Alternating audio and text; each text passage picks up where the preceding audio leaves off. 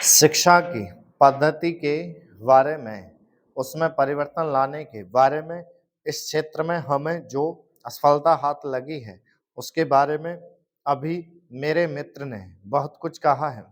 दुर्भाग्य की बात यह है कि देश में सभी लोग यह मानते हैं कि शिक्षा में प्रगति नहीं हुई है, शिक्षा पद्धति में आमूलचूल परिवर्तन नहीं हुए हैं, लेकिन फिर भी इस दिशा में कुछ किया नहीं जाता है।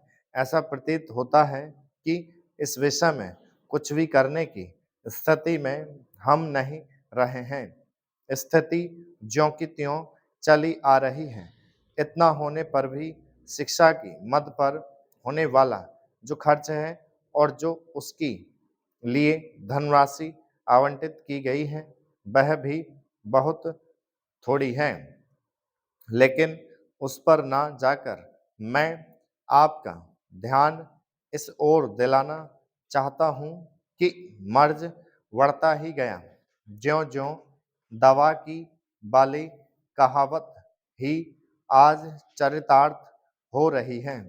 जितने ज़्यादा आयोग और समितियाँ बैठीं और जितनी ज़्यादा शिक्षा पद्धति के बारे में छानबीन की गई, उतनी ही ज़्यादा बीमारी बढ़ती गई। बीमारी का इलाज ना होकर और भी खराबियां पैदा होती गईं। अभी मेरे मित्र ने माननीय मंत्री का ध्यान एक रिपोर्ट की तरफ दिलाया था। इस तरह की बहुत सी रिपोर्टें हैं। यदि सदस्य महोदय भी एक रिपोर्ट का जिक्र कर रहे थे। रिपोर्ट तो बहुत सी प्रस्तुत हुई हैं, लेकिन मंत्रालय ने उस पर कभी कार्यान्वयन करने की दिशा में कोई कदम नहीं उठाया।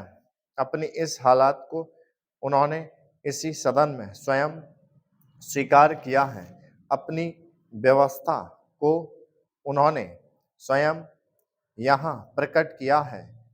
इस विषय पर अधिक ना कहकर मैं आज के दिन मानव संसाधन विकास मंत्रालय का ध्यान दो विशेष विषयों की तरफ दिलाना चाहता हूँ।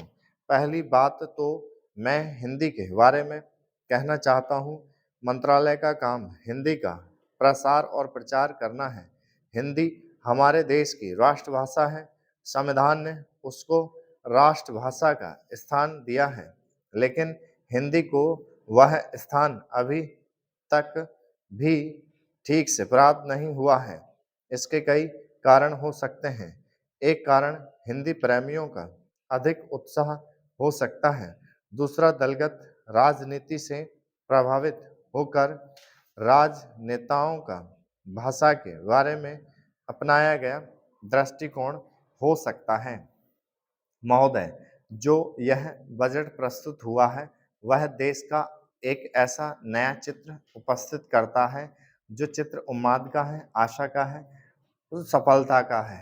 इसमें नए कर ज़्यादा नहीं लगाए गए हैं और जो थोड़े से कर लगाए भी गए हैं, वे इस ढंग से लगाए गए हैं कि सभी लोगों पर उसका बोझ पड़ता है।